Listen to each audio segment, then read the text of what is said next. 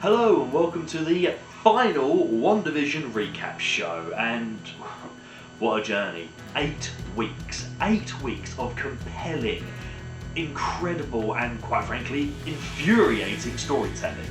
This is a real high point for Marvel. This is, in terms of their TV shows, I'd say they've not been as successful as their movies.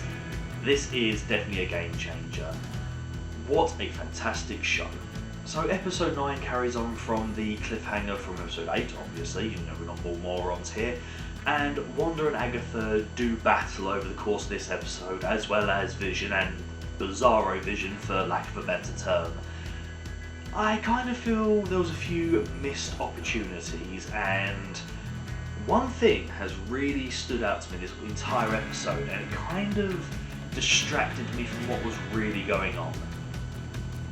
No Ultron. I mean, it'd leave more for me for doing so, but obviously I checked out the IMDb page for my what we know so far before going into WandaVision, and James Spader's Ultron was listed as a character. I assumed it was going to be a throwaway memory thing or a flashback, and they need to credit him for, paying him money, I suppose.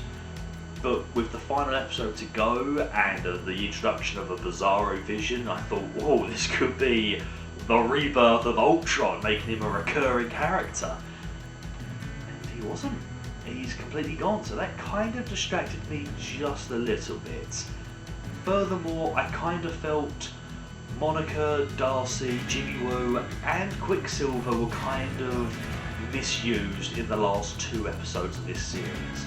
They spent a lot of time building up what they were going to be and what potential they could have going forward in this story. And I don't think, apart from maybe Monica, nobody really got a decent send-off. We find out Quicksilver is an actor with the last name Boner. Boner. And they don't really describe why he has Quicksilver's powers, unless it is just all Agatha made it so he had the powers, but it doesn't really describe where we're going to go forward with this. Maybe they could have done something more with the X-Men, and I kind of feel like they threw that one in there to make people talk, get people talking, but they didn't have an end game. They didn't have a final solution to why, and I'm not okay with that. I'm not. I think they could have done better. As for Darcy, yeah, okay, she has a pretty good moment. She smashes her ice cream truck into douche with a suit. Another misplaced character in my opinion. They could have done a lot more. But Darcy smashes the truck into there and says, "Have fun in prison." And she's done. I mean, it's all about mic drop and leave, but that is her entire involvement in this last 2 episodes. And it's kinda crap, if I'm honest. It's... At least Monica gets a decent send-off as she experiences her true form powers and bullets just phase through her. I will be honest, I know absolutely nothing of the character Photon. I truly don't. That is something on my path I need to do some more research on. But they come face to face with a Skrull, which was pretty interesting, and they talk about going up to space. I wonder if that is a subtle hint towards maybe the Fantastic Four. Hear me out on this one, I know, crazy crackpot theory guy here. This episode centered a lot around family, and there was a great moment where you got Vision, you got Wanda, and you got the 2 boys, Tommy and Billy, gearing up for the fight. I haven't felt that core about a family superhero fighting unit since The Incredibles in 2005. The other family of superheroes, being Fantastic Four, have failed miserably across the board. Marvel have given me no reason to doubt them, so maybe they are truly gearing up for not Fan Four Stick, the Fantastic Four, basically. I can only hope for success. We all want success, we all want everything they do to be gold. It's not obviously going to happen, but we can hope. We can really hope. Also, talking about things that I really enjoy, they didn't kill Agatha. Yes! Yes! Come on! I am sick to death of incredible villains and being killed off. See, Kilgrave in Jessica Jones, and he said Daredevil then, it's not. Same universe. But David Tennant, phenomenal actor, incredible villain, great character. killed off the end of season 1.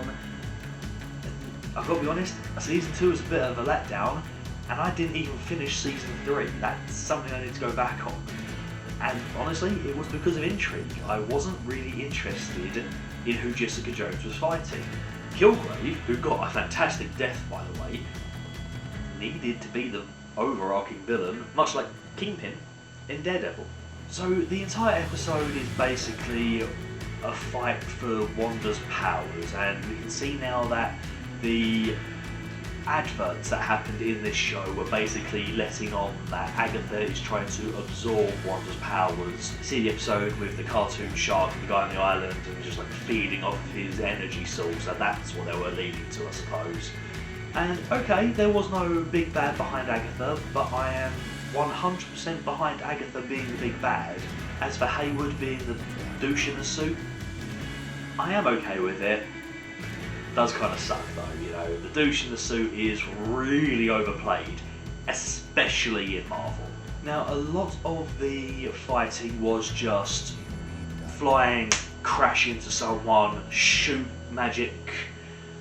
It's fine. Kind of felt they could have done more. I mean, we're dealing with magic here, and great callback to the Age of Ultron where Wanda sneaks up behind Agatha and diddles in her mind. I like the callback because she hasn't done it since, and it's kind of good to see that she can still do these illusions. But I kind of thought, you know, you've got witch versus witch. Give us more than just fling, fling, fling, you know, like, it's got Doctor Strange problems with the whole, you know, just like, yeah, you can make these shields and most of it's just kung fu, you know, be a bit more imaginative.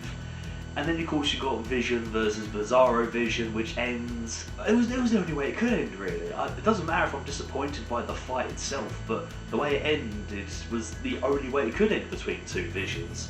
Either one dismantles the other, or they have a chat. That's what they did. They sat down and basically gave each other, you know, hypothesis, you know, here's a ship, can't remember what the ship was called, but if we replace all the boards of that ship, is it still the original ship? Ergo, Vision and Vision. Yeah, it weirdly and quite honestly definitely makes a lot of sense. It's just, I'm not gonna lie, I assumed they were going to go down the Michael Bay explosions, and yeah, they didn't, so woo. Now we've got to talk about that heart-wrenching ending. And I'm not one for weeping, I'm not one for getting emotional because, you know, it's a television series. It's not real, it's fiction. I'm definitely getting too soft in my old age because I welled up a little bit. It was beautiful, you know. She says goodbye to the twins and she says goodbye to Vision as he disappears in front of her. Again, I'm gonna get t-shirts. Stop killing Vision. We like Vision. Paul Bettany is amazing. Stop killing him. You know, and it was everything about it. You know, if you haven't seen it, I've just realised I didn't give the spoiler warnings. If you haven't seen it, really, really sorry, but come on! It says in the bloody title, spoilers, so yeah, it was glorious. It was beautifully done, really well directed, and I can only applaud it for how good it's been overall. Even during the bits where I was a bit uncertain if I was going to really enjoy it, it still come up trumps, so fair play. So now we get these after credit scenes as well, and I kind of felt it may have been a small homage to Magneto. Now you got Wanda who's hidden out in a cabin, and it kind of reminded me, you know, the isolation and seclusion away from the world. Kind of reminded me a little bit of maybe Logan for starters, but also about Magneto. Because in, I think it was X-Men Apocalypse, he's hidden away on a farm, he's got a family, he's just trying to stay away from the world. And I kind of thought this was a nice little homage to it maybe. And of course, you know, he is her dad in one of the timelines.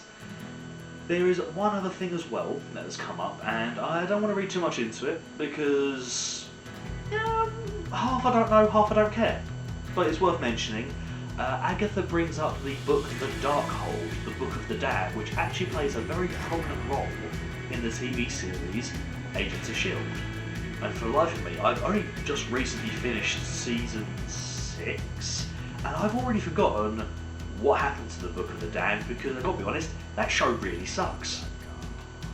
Can't help it, it bores me. I'm watching it for the sake of saying I can say, I watched it, I can't remember half of what goes on in that show. It's really dull. So, overall, I know I rated episode per episode and I kind of stopped doing that because it's hard to really justify some of the episodes because this is not a show that should be binge watched. This is purely an anticipation show. That week gap between each episode is what keeps this juicy mystery going.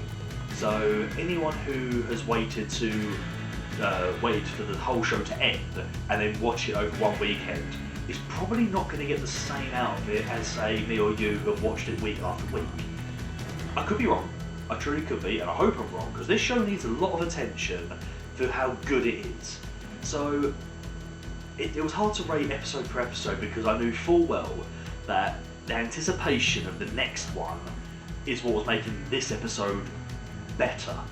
And I'll admit the last 2 episodes before this one I felt were very fillery and sluggish and pace killing. God, they killed that pace completely.